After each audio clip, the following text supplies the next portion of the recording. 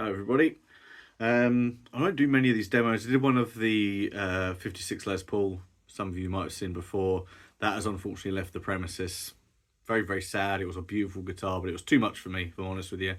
And I was terrified because it was worth so much money. So it's gone on to somebody else who sent me pictures of them playing it live in clubs in Manchester and stuff, which is really nice to see considering I was terrified to take it out of the house. But it's sold, the money's gone to good things, some of it's going towards a holiday, and I've been treating myself to 2 or 3 things in the time being that are less valuable and less panicable. Panicable? Not really a word, but it is now. Things I can panic over. So yeah, anyway, this is new to me. This is a 2023 Gibson 1942 LG-2 banner era. It's brand new off the rack. I got it from Guitar Village in Farnham. Those guys are great. Once you get to know them, they sort you out. They let you spend your time with things. It's a beautiful environment, and they can normally work you out a deal if you've been going there a few times or if you've got something into part exchange.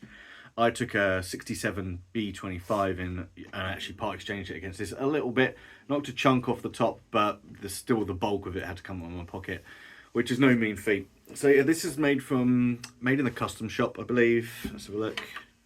Yeah, it's a custom shop one. Which means everything is as accurate as it can be.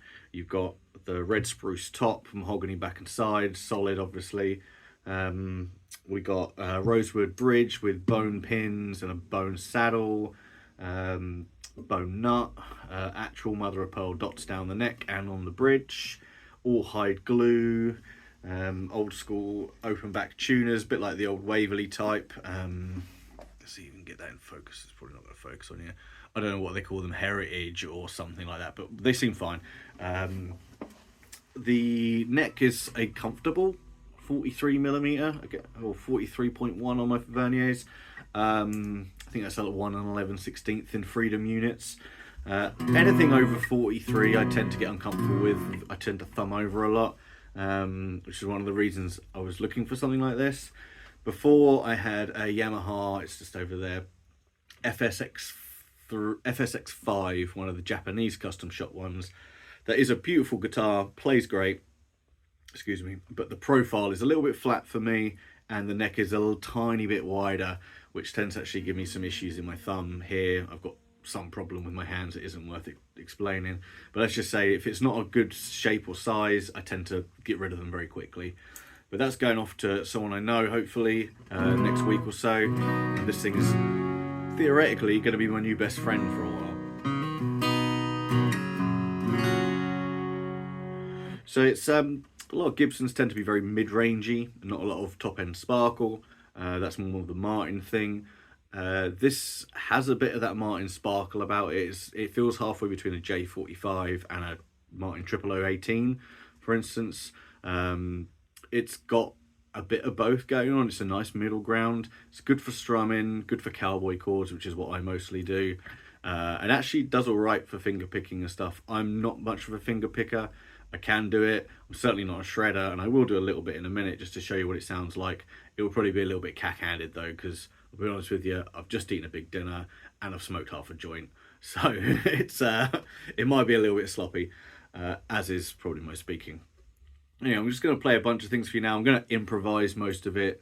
Some of it might be from songs I've written. There ain't going to be no singing or anything like that. But let's give it a go. So I'm just going to start with a G, C, D cowboy thing, and then I'm just going to evolve and do other stuff, see what happens. Okay, here we go.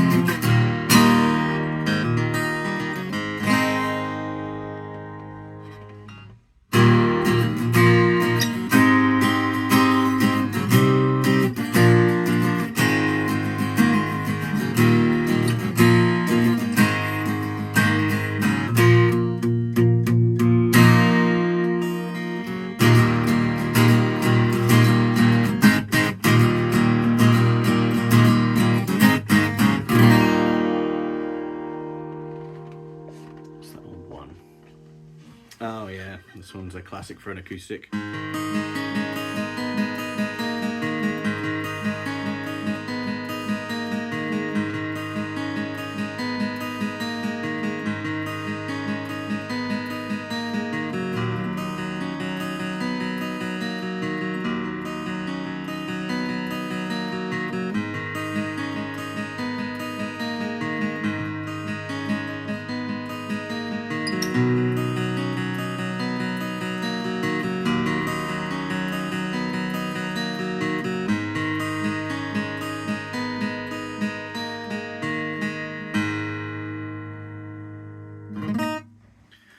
Tell you one thing it has over the old B25 I had, it's a lot more sustained. The other one tended to die off really quick. It might have been something to do with the fact it had one of those weird adjustable saddles that had loads of metalwork in it and everything.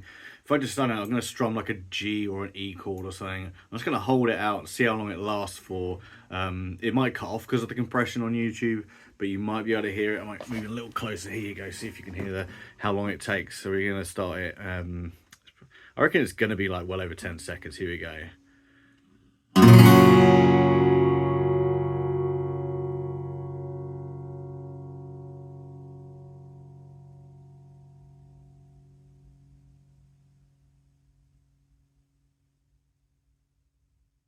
Yeah, that's kind of where it stops. So it's about 15 seconds. Try an E.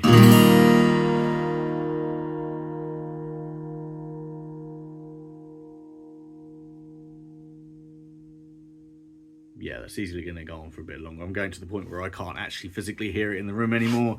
You're not going to be able to hear it on that, but yeah.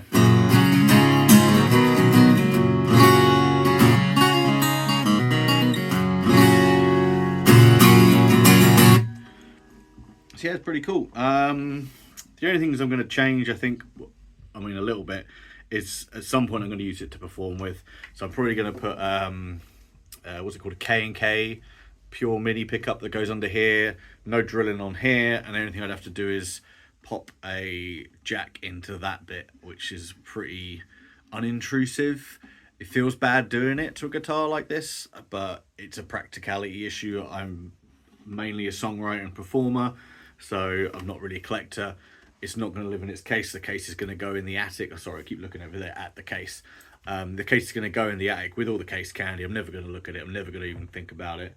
Just going to put it up there unless it goes out of the house. I might take it out that if it went anywhere far, but I've got pretty good like semi-rigid soft cases, like mono ones and some gator ones that are really good that I normally travel with if I'm taking an acoustic out, and they're a lot more comfortable than a giant case. And the case for this, despite it being essentially a concert size, it's absolutely fucking enormous and is really thick, which is a good thing. It's clearly been made with care, and that on its own clearly costs a lot of money.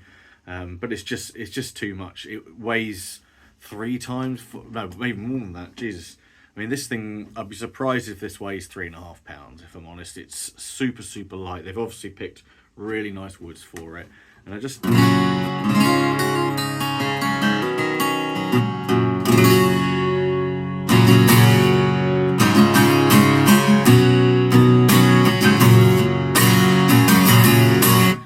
I mean, it gets a bit brassy if you dig in like that, but...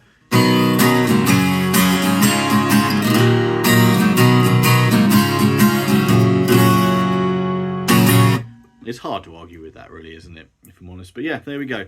2023 Gibson Custom Shop Banner Era 1942 LG-2.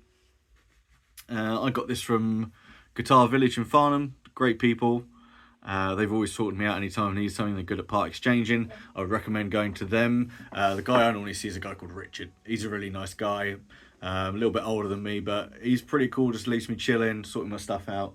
They're down in Farnham. It's a beautiful old ancient building with wood beams. It's something like 500 years old, that building or something. It's certainly like big. It's older than the country this is made in, which is something of a wonder. And it's just full of really good guitars, everything from cheap stuff. They've got everything up to some crazy like 30-40 grand modern customs and some very nice vintage stuff if you go into the little side room down the side, which is lovely. There was a absolutely mental looking 1920, I think it's just called an L2 or an L3, I can't really remember, but it was this weird little tiny bell-shaped parlor guitar with a like archtop bridge and everything, with a neck that must have been 1.5 inches thick and this really hard V. That I just briefly played for like 2 minutes just out of a sheer curiosity, while the guy Richard looked at me very tentatively as I was about to pick up a plectrum and play it, which I duly didn't throw that out the side and use my fingers. But he very much said, this is not one for playing really, this is a collecting one, which kind of seems silly, but I get it, it's an antique. And I've had a guitar from the 30s before and I was scared of damaging that, so I understand. But yeah, so this one, I would recommend it if you can afford it. I think they do a slightly cheaper one that's not a custom shop. I didn't really care about that. I'm not really into that sort of thing. I just was picking up a bunch of guitars and found the one that worked for me. It was this and a close call between, there was a Martin 0016 MD or something like that, which was all mahogany 0016, which had a really cool slotted headstock. That sounded great, almost played itself, but the shoulders on around here were just kind of uncomfortable. It was very sharp the way it stopped up like that, and it was digging right into that knuckle on the thumb as I was trying to thumb over an F. Even more so up here, but just the main one down there when you're doing your cowboys, that was giving me a lot of grief, even in the 20 minutes I spent with it. So in the end, this one won out. So yeah, hope you enjoyed that. Sorry it's a rambling mess like all of my videos, but there you go, I don't care. Bye.